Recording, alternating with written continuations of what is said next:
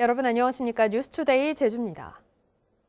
추자도 인근 해역에 세계 최대 규모의 해상풍력 발전단지 건설 사업이 추진되면서 주민들 사이에 찬반 갈등이 커지고 있는데요. 정부가 해상풍력 발전 인허가는 제주도와 협의하겠다고 밝힌 가운데 제주시장이 주민들을 직접 만나 의견을 수렴하기로 했습니다. 김항섭 기자의 보도입니다. 추자도 신양항에서 동남쪽으로 7km 떨어진 바다에 설치된 풍황 계측기입니다. 3기가 와트급의 세계 최대 규모의 해상풍력단지 조성 사업을 추진하고 있는 사업자 측이 바람의 양과 질 등을 파악하기 위해 설치한 겁니다. 풍황 계측기는 추자도 서쪽 해상 3곳과 북쪽 해상 2곳, 동쪽 해상 5곳에 설치됐습니다. 사업자 측은 추자도 인근 바다에 설치된 풍황 계측기를 통해 해상풍력 발전에 필요한 바람의 양과 질 등을 파악하고 있습니다. 하지만 풍력 발전기가 설치되는 바다가 제주와 전남의 공동관리 구역이어서 제주도가 인허가에 관여할 수 있는지 논란이 일고 있는 상황. 더불어민주당 김한규 의원은 해상풍력 발전의 인허가 권한이 누구에게 있는지 산업통상자원부에 질의한 결과 제주도와 협의해서 결정하겠다는 답변을 받았다고 밝혔습니다. 법률적으로 제주도만 특별히 이 풍력 발전에 대한 허가권을 도가 갖고 있습니다. 다른 지역 같은 경우에는 이제 정부가 갖고 있기 때문에 우리 제주특별법에 해당되는지 여부를 먼저 판단을 해야 되는 거죠. 이런 가운데 추자도 주민들의 찬반 갈등은 갈수록 심해지고 있습니다. 환경 파괴에다가 모든 어떤 경관이라든지 첫째 이 추자 주민의 삶의 질 자체가 황폐화된다는 게 저희들의 확고한 생각입니다. 많은 주민들의 어떤 소득 증대나 또 어떤 관광 수입이라든지, 또 이 추자도가 더 다른 방향으로 발전할 수 있는 어떤 영향이 생기는 거 아니겠습니까? 강병삼 제주시장은 오늘 풍황 계측기가 설치된 해역을 방문한 뒤 찬성과 반대 주민들을 면담할 예정이어서 추자도 해상풍력 발전 인허가에 대해 제주도가 어떤 입장을 내놓을지 주목됩니다. MBC 뉴스 김항섭입니다. 오영훈 지사의 핵심 공약인 제주형 기초자치단체 도입을 논의하기 위한 민선 8기 행정체제 개편위원회가 구성돼 본격적인 활동에 돌입했습니다.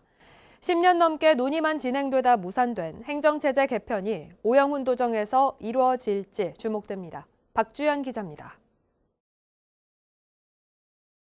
민선 8기 도정에서 행정체제 개편안을 논의할 위원회가 구성됐습니다. 법조계와 학계, 시민단체 관계자 등 15명으로 구성된 위원회 위원장에는 박경숙 제주대 교수가 선정됐습니다. 제주도가 10월부터 사업비 15억 원을 들여 제주형 기초자치단체 모형 개발 등을 위한 연구 용역을 진행할 계획인 가운데 위원회는 이를 토대로 오는 2024년 초까지 최종 모형을 제주도에 제시한다는 방침입니다. 오는 2026년 6월에 실시되는 지방선거에 적용하려면 주민투표와 특별법 개정 등 절차를 거쳐야 하기 때문입니다. 고도의 자치권을 보장받는 것, 그리고 제주가 대전환의 위기를 넘어 새롭게 도약하자는 중차대한 시기라고 생각합니다. 그런 과정에서 새로운 제주 100년의 미래를 설계할 수 있는 그런 출발점이 오늘이라고 생각합니다. 인수위원회가 제시한 행정체제 개편안은 2가지. 기초자치단체장과 기초의회 의원을 모두 직선제로 선출하는 기관 대립형과 기초의회 의원만 직선제로 뽑는 기관 통합형으로 위원회는 이 두 안을 중점 분석할 계획입니다. 제주시와 서귀포시 현행 두 행정시 체제를 어떻게 개편할지도 관심입니다. 위원회는 국회의원 선거구에 따른 3개 시체제나 동서 제주군 안 등 5가지 안을 검토할 계획입니다. 주민들의 말씀을 가능한 많이 반영을 하고 소위 직접 민주주의 어떤 성격이라든가 풀뿌리 민주주의에 우리가 좀 더 근본적인 그런 아이디어를 실현할 수 있는 기회를 좀 갖도록 노력하는 데 다들 힘을 쓰자. 지난 2013년과 2017년 행정시장 직선제 도입을 골자로 하는 공고안이 도출됐지만 2차례 모두 실현되지 못했던 제주도 행정체제 개편. 오영훈 도정에서 새로운 대안이 제시될지 관심이 주목됩니다. MBC 뉴스 박주연입니다.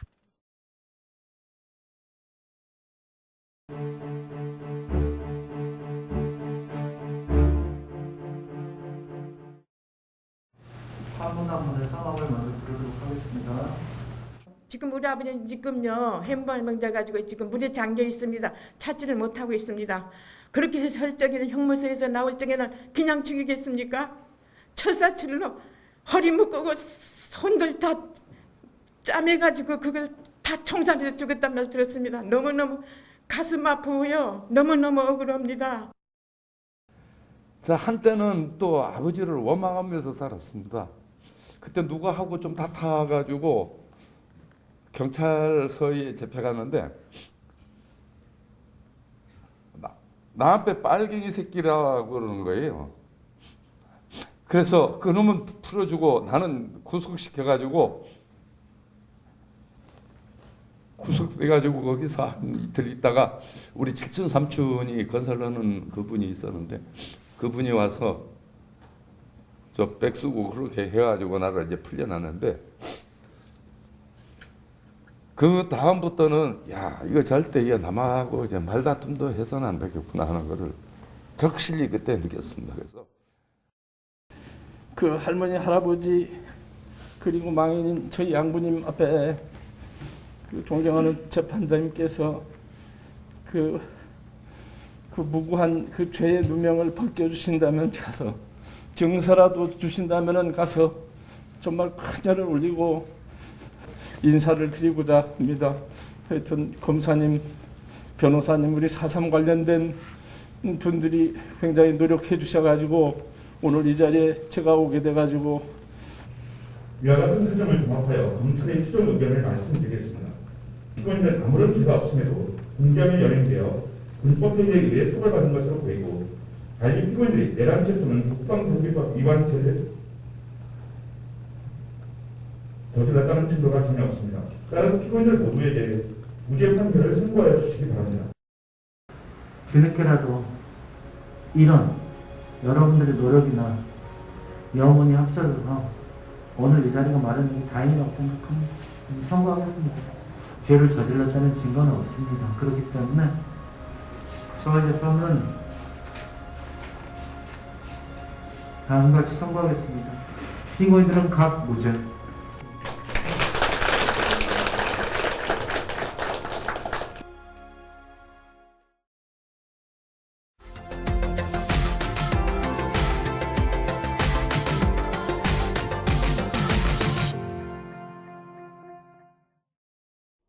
우크라이나 전쟁 등으로 요즘 수입 밀 가격이 크게 올랐습니다.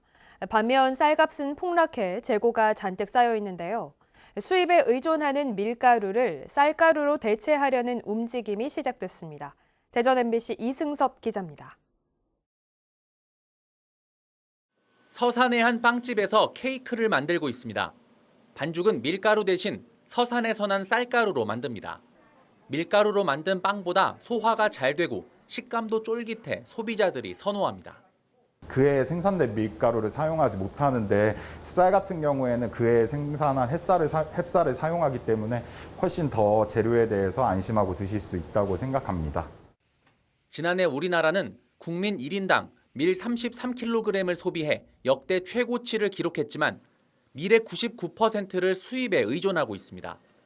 게다가 우크라이나 전쟁 등으로 밀 가격은 지난해보다 60% 이상 뛰었습니다. 다른 물가는 다 올랐는데 쌀값은 오히려 1년 사이 20% 가까이 떨어졌고 창고마다 쌀 재고가 가득 쌓여 있습니다. 농업인들만 저렴한 값에 납품을 할 수밖에 없거든요. 그래서 쌀 가격이 떨어지는 거고 그걸 팔질 못하고 아직까지 창고에 남아두고 있어요. 서산시는 남는 쌀로 쌀가루를 만들어 동네 빵집에 공급하고 있습니다. 쌀가루 제품을 개발해 쌀의 소비를 촉진하고 판로를 넓히기 위해서입니다. 쌀가루의 그 크기라든지 수분 함량 이런 것들을 지속적으로 로컬 매장이나 또 학교 급식을 통해서 점차 정부도 5년 안에 쌀가루 전용 품종인 분질미의 생산량을 20만 톤으로 늘려 밀가루 수요의 10%를 대체한다는 계획을 세웠습니다. 다만 밀가루보다 3배가량 비싼 가격이 쌀가루 보급의 숙제인데 정부미를 많이 풀고 불필요한 유통 단계를 줄이는 데에 정부와 지자체가 적극적으로 나서야 한다는 주장이 설득력을 얻고 있습니다. MBC 뉴스 이승섭입니다.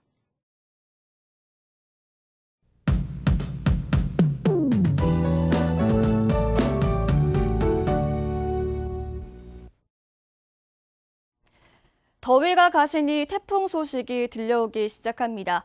가을 태풍은 세력이 강한데 이번에 발생한 태풍도 힘이 세 보입니다. 현재 일본 오키나와 동쪽 해상으로 제11호 태풍 흰남도가 지나고 있습니다.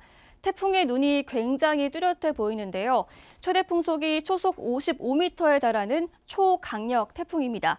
현재 태풍이 지나는 서태평양의 바다 온도가 30도를 보이면서 태풍이 발달하기 좋은 조건인데요. 또 태풍 밑으로 발생한 열대요란까지 만약에 흡수한다면 태풍이 몸집을 더 키울 것으로 예상됩니다. 태풍은 금요일까지 초강력의 세력을 유지하면서 서쪽으로 이동할 텐데요.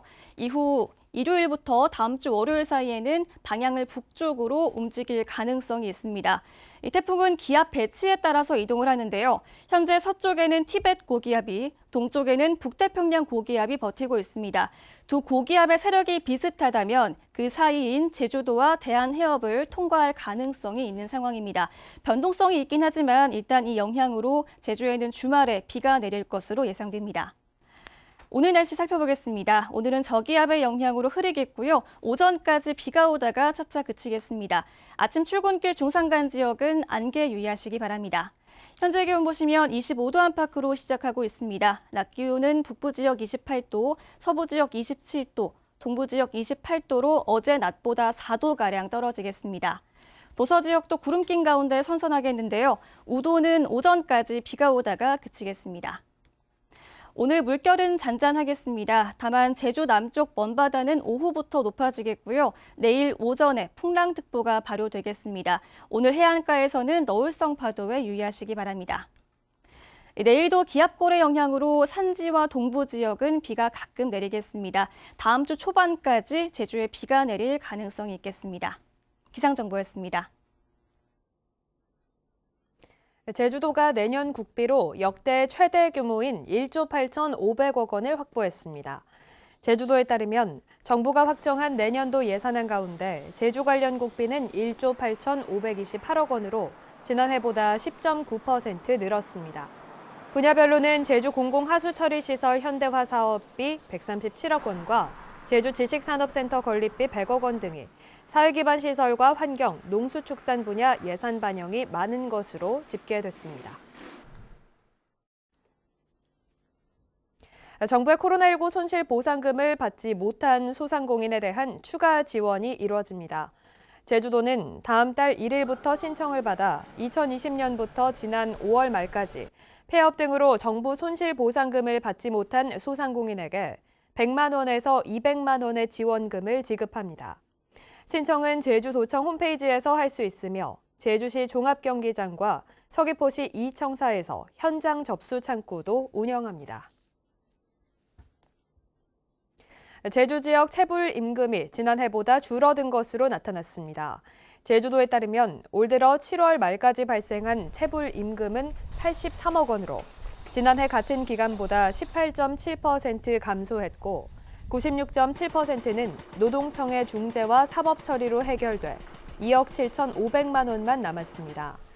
업종별로는 건설업이 50%를 차지했는데 제주도는 체불임금을 해결하기 위해 관급 공사대금을 추석 명절 이전에 지급할 계획입니다. 금리 인상에 따라 제주 지역 저축성 예금액이 늘어난 것으로 나타났습니다. 한국은행 제주본부에 따르면 6월 말 기준 금융기관 수신액은 35조 1,958억 원으로 전달보다 2,100억여 원 증가했습니다.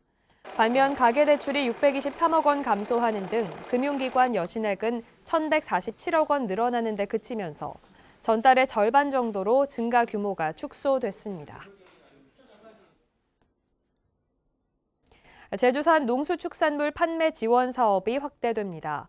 제주도는 예산 17억 원을 들여 제주산 농산물과 가공품, 축산품의 도외 택배비 지원을 확대하고 출하 시기별 전자상거래와 홈쇼핑 등을 통한 판촉 행사를 진행하기로 했습니다.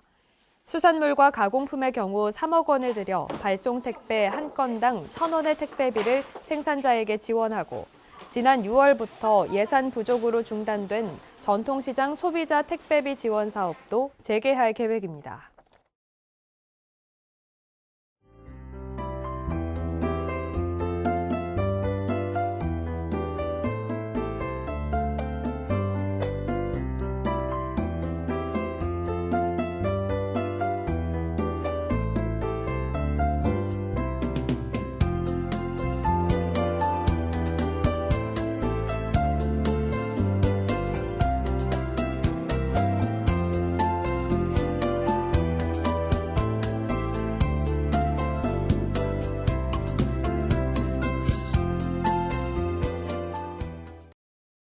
수요일 아침 뉴스투데이 제주를 마칩니다. 여러분 고맙습니다.